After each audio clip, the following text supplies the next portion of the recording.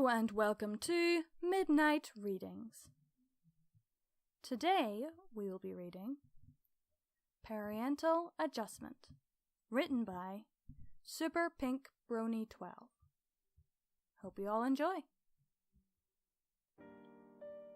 Spitfire sighed as she leaned back in her desk chair and eyed the clock on the wall. They'll be here any minute, she thought to herself, and straightened herself out to look more professional. She didn't like what she was about to do in any sense of the word, but she knew that she had to do it. Such was the life of the young captain of the Wonderbolts. Just as the clock struck 2, there came a knock at Spitfire's office door. "It's open, come in," she instructed. The knob turned slowly, and into the room trotted Bo Hothoof and Winsy Whistles, both of whom looked quite concerned. Who could blame them? Being called into the office of the captain of the Wonderbolts, and not for a social visit, would be enough to unnerve even fellow cadets and team members. Parents of a Wonderbolt would surely be intimidated as well.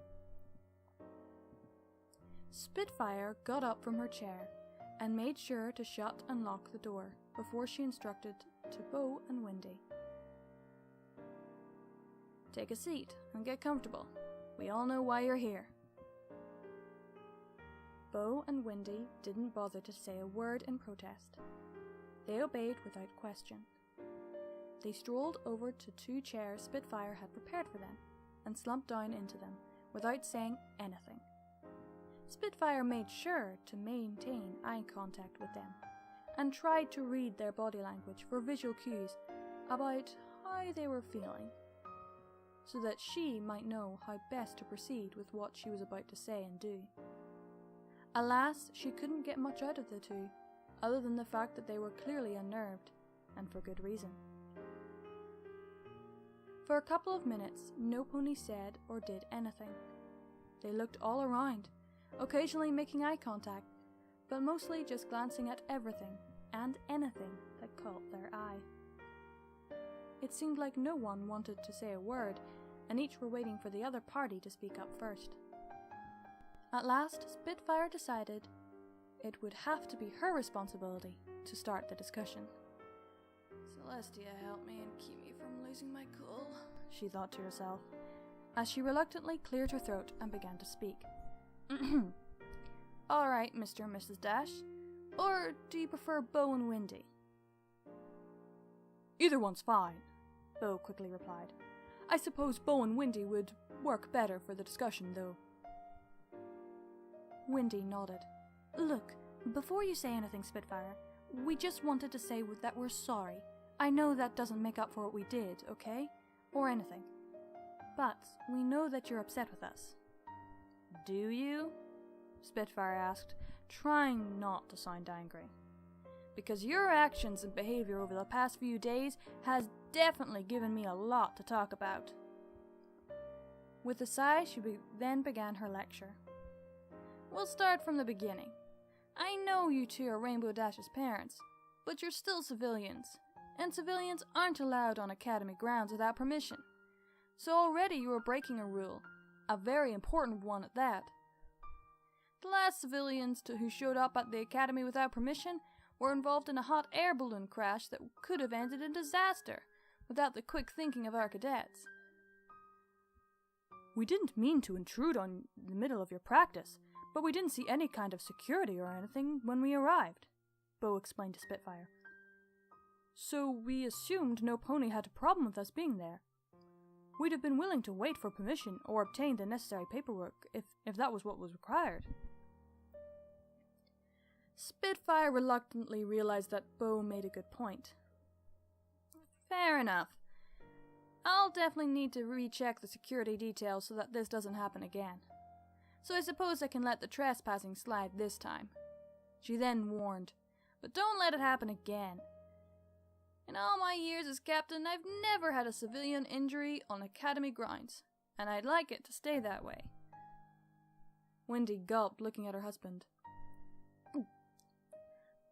"I take it that doesn't mean we're not still in trouble?" she reluctantly asked Spitfire. Spitfire firmly nodded. Now we have your cheering turbulence to discuss. You disrupted Wonderbolts, including myself, in the middle of practice. And I think you should know that we don't just practice for shows and performances. Our help is sometimes needed across Equestria to help ponies in distress, so we need to be at our top of our game for those situations. She proceeded to add, not to mention, the noise pollution could have prevented us from hearing any other flyers that might have been nearby, or an important announcement over the speakers. It can get pretty noisy up in the air, and any bit of excess noise could be a danger to us and to others. I trust you already got the fine for your excessive cheering in the mail, correct? Bo nodded. Yes, we've already sent the check, though I thought the fine would be higher, though. It only cost me half a retirement check. Did you have anything to do with the lowering the fee for us? Because if so, thank you. Wendy smiled. Since no pony got hurt, I figured you two could get a lighter fee for your first offense, Spitfire replied. However, that's about as far as my generosity can go, I'm afraid. I still have rules to uphold, and if I start giving exceptions to any pony who broke them, just because they didn't know any better, then there wouldn't be any rules. Are you talking about... Bo began. Spitfire nodded as she interrupted. Yes, you two shooting off fireworks in the middle of our show in Canterlot. I don't know if the rules have changed since I was last in Canterlot, but I'm pretty sure it's illegal to use fireworks without a license. And even if you two did have a license, permit, or some form of validation permission, that still wouldn't give you the right to shoot the fireworks during one of our shows. Fireworks and other pyrotechnics have to be run by me prior to the show, and with at least half a day's heads up first. We didn't mean to cause any trouble. We tried our best to aim them so no pony would get hurt. Wendy apologized, trying not to look guilty. Again, you're lucky no pony did. Otherwise I'd have probably barred you two from Wonderbolt's shows altogether. Again, you're lucky no pony did. Otherwise, I'd have probably barred you two from Wonderbolt's shows altogether, Spitfire said seriously, pausing to take a few calming breaths before she added. You two should have known better and should have thought before you decided to use fireworks during a Wonderbolt show. At that point, I was starting to see why Rainbow Dash had never bothered to tell us about where you two lived. I've had to deal with careless and obnoxious fan ponies before, and a couple of times I've had no choice but to remove them from shows. So if you two don't want to meet the same fate, I need you to promise me that you will never shoot off fireworks in the middle of a Wonderbolt show without prior permission from me or whoever is acting captain if I'm not available. Understand? Bo and Wendy both nodded. Yes, Spitfire. Yes, Spitfire. Alright. I hope I can trust you two to keep your word, Spitfire cautioned, moving on to the next subject she wanted to discuss. And now we come to even perhaps the most important thing I need to discuss with you two. Your excessive fan ponyism at events and even in the Academy locker rooms. There were at least 12.5 complaints filed with us after our Meet the Bolts event in Canterlot and the ribbon cutting ceremony we were invited to. All of them had to do with your loud cheering disrupting the peace, and how your actions were ruining the event for everyone else in attendance. Many of them were pretty peeved about your behaviour, and I can see why. You two are Dash's parents, but you're acting like little kids, even though you should have been setting example as functioning members of society. Bo and Wendy said nothing. They knew there was nothing they could say or do to make up for that. Heck, Rainbow Dash herself had chewed them out for that kind of behaviour in the locker room, and the words still stung. I apologize if I sound mad, Spitfire went on, lowering her voice a tad, but not losing the serious tone. But I want you two to realize that just how serious this is. What you did was unacceptable, disruptive, and even dangerous. She then asked them, do you remember when you interrupted Rainbow Dash in the middle of the ribbon cutting ceremony? Yeah, and we certainly haven't forgotten. And after the lecture we've been getting, I don't think we ever will, Bo replied in an unhappy tone. But no pony got hurt, right? Wendy asked in a hopeful but worried tone. But much to the surprise of Bo and Wendy, Spitfire trotted closer to them and showed off her tail as she gave the response. Unfortunately, some pony did. Me! But I thought your tail was always like that. Scratching his head in confusion. Wendy gulped. Actually, it isn't. I know because I shook wings with Spitfire. I saw what her tail is supposed to look like. She then asked, but how did it end up so short? Did we do something to cause it? Spitfire firmly nodded. Rainbow Dash cut my tail with the scissors because you two distracted her and made her slip. She exclaimed quite seriously. You're quite lucky that tails grow back. Imagine for a second though, what could have happened? How would you have felt if your actions caused Rainbow to slip and cut some pony with scissors? Some pony could have gotten hurt or worse. Neither Bo nor Wendy bothered to say anything. They were horrified at Spitfire's implications. They didn't even want to think what could have happened in that hypothetical what-if scenario. Now do you understand? Spitfire asked, looking the two firmly in the eyes. This is exactly why Rainbow Dash asked me to give you this talk, even though I really didn't want to be the one to do it. Your actions and behavior over the past few days were putting other ponies at risk of being hurt or even killed. Not to mention, you are ruining the fun of Wonderbolt events for every pony. This kind of fan ponyism is a danger to yourselves and to others. Do you understand now? Do you realize why it is that your own daughter snapped at you and told you off? Spitfire paused for a moment, realizing she was on the verge of exploding. She retreated and took a few deep breaths to calm herself before she told Boy and Wendy. Look, I'm not mad. At least not absolutely 100% mad. I'm definitely peeved. And yes, I know that's not a word to repeat in polite company. But Rainbow Dash was worried about the way you guys were acting. Worried about what might happen if some pony didn't set you straight.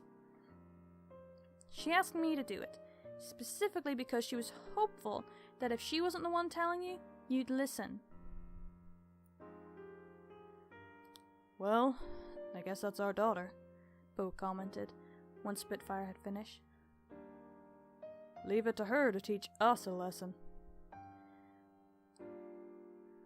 I just can't believe we were so thick-headed and didn't realize it ourselves, Wendy added, her lips quivering a bit. Some parents we turned out to be. We were so eager to show support for our daughter now that she got her lifelong dream that we let it blind us to our own carelessness and inappropriate behavior. Bo sighed as he felt a huge wave of guilt wash over him. How could we even look at ourselves in the mirror after all of this? Maybe we weren't meant to be parents. But Spitfire immediately shook her head. Perish this thought. You two may have gone overboard with your fanboyism and put others at risk, but luckily for all us, it was stopped before any pony got hurt. Then, tapping a hoof on her chin, she softly added, And you two aren't the first parents of a Wonderbolt to get carried away with being supported. In my time as captain, I've dealt with a lot of over-enthusiastic parents. Heck, I dealt with an experience not unlike Rainbow Dash's with my own mother, Stormy Flare. Stormy Flare? Why does that name sound familiar? Did she used to be part of the Wonderbolts? I seem to recall her being with them at some point, Wendy commented, though she couldn't remember if it was true, or if her mind was playing tricks on her. That's because she was. She was actually their captain for a brief amount of time, Spitfire explained. But that was before she met my dad and retired to settle down and raise a family. Growing up, Mom never really talked about Dad much. She just said he passed away before I was born. Oh my gosh! I'm so sorry to hear that, Wendy exclaimed. I can't imagine what it must have been like. It's fine, Spitfire replied, not even shredding a tear. That just meant Mom and I were really close. She used to tell me stories while I was bouncing on her knee, stories about her days in the Wonderbolts. They inspired me to become a Wonderbolt in my own right, eventually working my way up to rank a captain. And when she found out about this, my mom was practically over the moon. She started showing up at every Wonderbolt show and event to cheer me on. Kinda like you two with Rainbow Dash. Bo and Wendy said nothing. At first, I thought it was harmless enough, even if it was a tad embarrassing. Spitfire went on, continuing her story. But as time went on and my mum's cheering and hollering only grew in enthusiasm, I started to get a tad bit annoyed. I tried telling her to stop, but she wouldn't listen. Eventually, things reached a boiling point about 3 months after I'd been promoted to captain. Spitfire seemed to hesitate and looked a tad embarrassed before she cleared her throat. Maybe you've heard about how we Wonderbolts have these nicknames for each other? It's all in good fun, more or less, but my nickname, well, the story behind it isn't very pleasant. We won't tell any, Pony, if that's what you're worried about. It's not what I'm worried about, Spitfire said as she shook her head. I'm about to tell you something that even to this day I'm still kind of embarrassed by. So I don't usually talk about it. If you're gonna hear it, you have to promise not to laugh. We won't. I'm sure whatever it is, it won't be at all funny, Wendy commented. Spitfire looked all around and double-checked to make sure the door to her office was locked. Alright, but consider yourself warned. It's not exactly a pleasant story. She began, clearing her throat.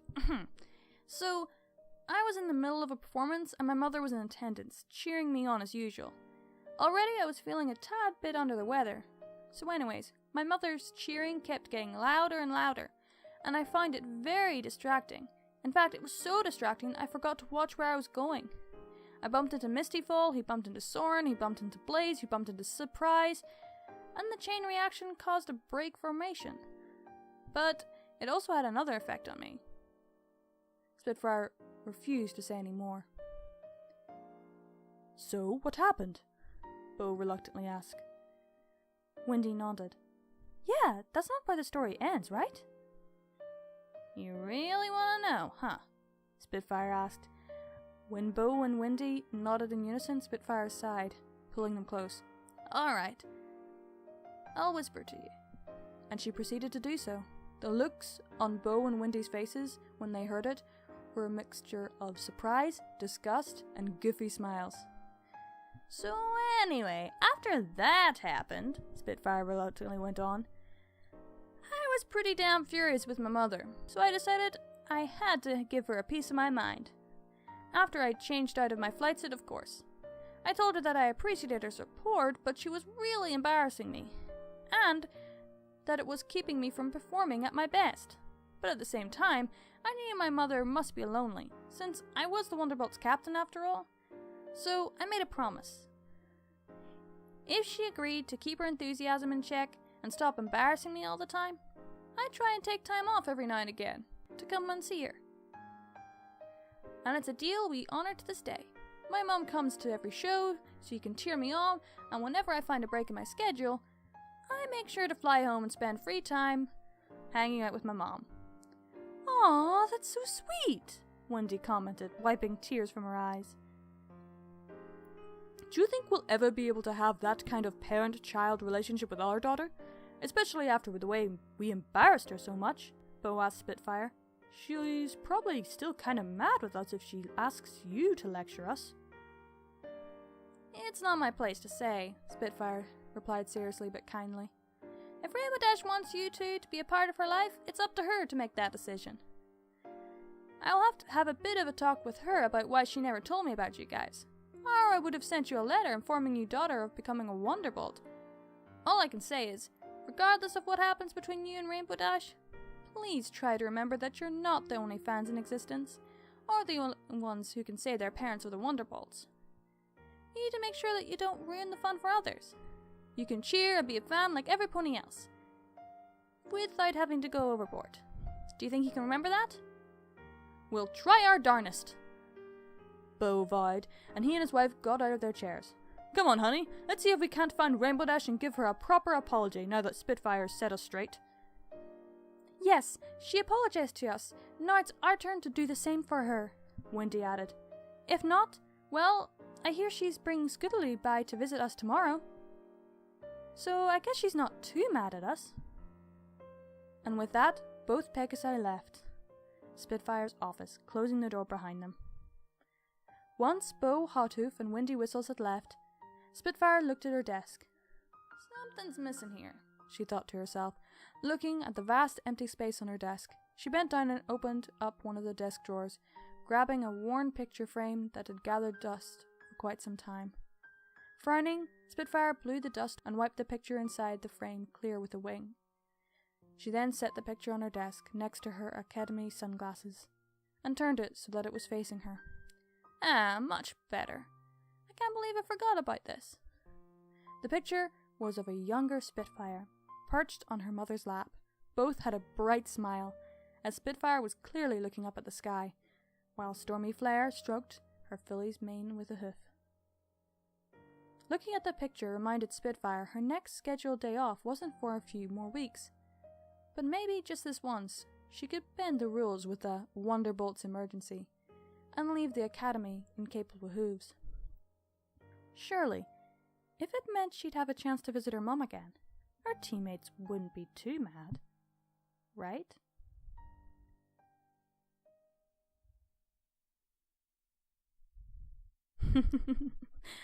That was Parental Adjustment, written by Super Pink Brony 12. Well, I really enjoyed this one. I do believe the episode would have been better with this. But I guess we can't get everything we want in a 21-minute episode. I hope you all enjoyed, and I'll see you next week. Stay brony!